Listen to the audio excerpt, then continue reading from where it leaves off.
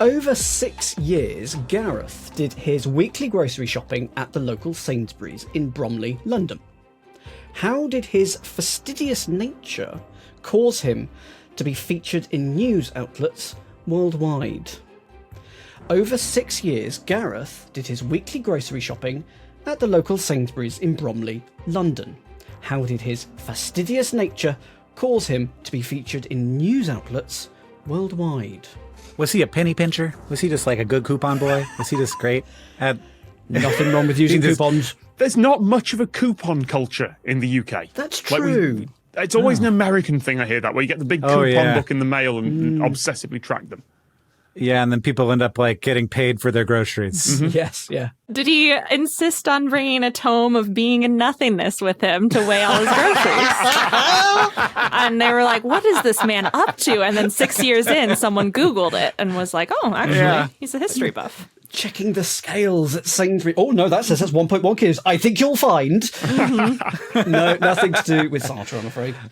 Oh, I mean, checking the scales is amazing, though. I love that. That's true. You have to take their word for it, don't you? Uh-huh. Oh, I want to check them now. Oh, I've gone down that rabbit hole of research. Like every so often they have to have their scales tested. Or rather, the place they bought the scales from has to have the scales tested. And then there is some scales to test those scales and some scales to test those scales all the way down until you get back to the National Physical Laboratory or NIST in the US. Like someone has the source. Where they've got the book. Yeah. Where they have a copy of the 1943. My first thought was that he had kept all his receipts for 6 years and that there was some sort of inflation thing where he's like, I have tracked and graphed all these purchases over 6 years. This is how the store has been. This is how inflation has not been tracked properly. But there's literal government agencies that do that. Right. I know exactly what blueberries have cost every week for the last 6 years, which would be useful. That is such a good answer, Tom. And not at all correct. It was his fastidious nature, though. It was something about his fastidiousness. He was fastidious. This word means particular and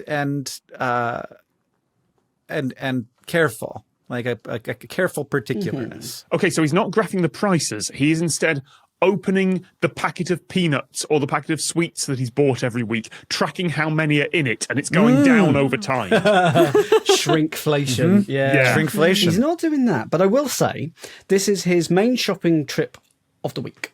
Sure. And it's not related to a specific product. Is it related to the employees? Is he keeping track of the He's keeping track of the steps, and the store is becoming less and less efficient as they keep moving things around. Oh, don't you just hate it when they rearrange where everything is? I do.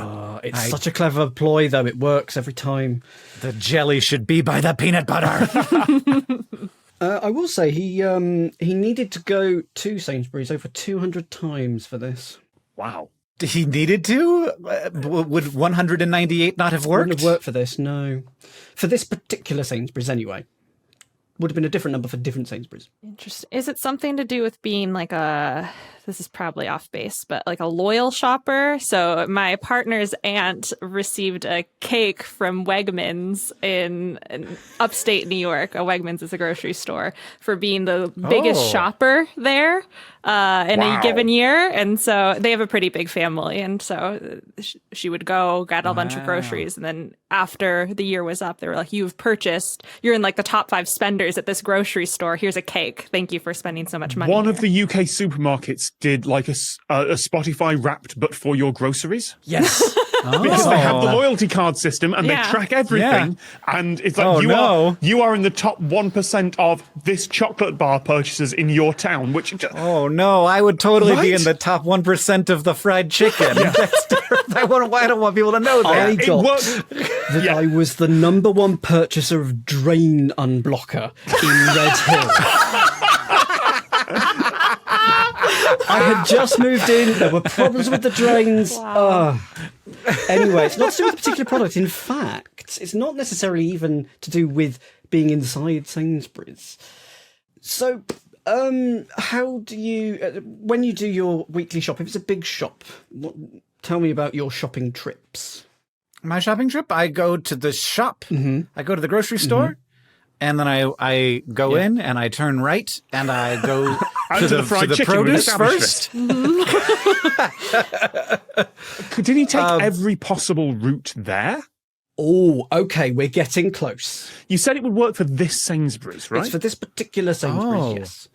Is it his traveling to the Sainsbury's? Travel's interesting. Does he have a jetpack? Is he using... Is it means of transportation? Are there 200 unique ways, like bus routes that he could take? And then he has helped. It's a good thought, but he always took the same method of transport. Okay. Was it a jet ski? It was not a jet ski. But the method of transport is key. The hire bikes. No, because there's like thousands and thousands of those hire bikes around London. You couldn't have got every serial number. Not a bike. Number. Keep naming. Although I do know someone who hunted through those bikes for ages before he found number 1, 2, 3, 4, 5. They all had 5-digit numbers. They all started with 1, and he just for months was obsessively looking at every bike before he found it somewhere. Wow. That's wild. It's not bikes. Taxis? Nope. Skateboard? Nope. Scooter? Nope. Is it the what do you call the train? No. How did most people get to the supermarket? The car. Yeah, car. It's just a car. It's just car. It's every parking space. Yes, it is. Oh, no. Yes, it is. Oh, no. To make his weekly shop more fun, he came up with the idea of parking in every single space, excluding the disabled and motorbike bays, of course. You don't want to do that. Unless you have a motorbike. Yeah, but that's going to be infuriating at the end when you've only got like three or 2 or 1 left because someone will have taken that space every time. Yes. Oh, yeah. He logged his visits on the spreadsheet and it took him 6 years to visit all 211 spaces. And when he tweeted about his achievement, media organisations, including the New York Times, ran the story. And he worked it out initially that there were 211 by going on maps and zooming in via satellite. And then he got a motorbike, and then he got in an accident and hurt his ankle. And then he got to be in all of the spaces. Oh, yes. That's the next level.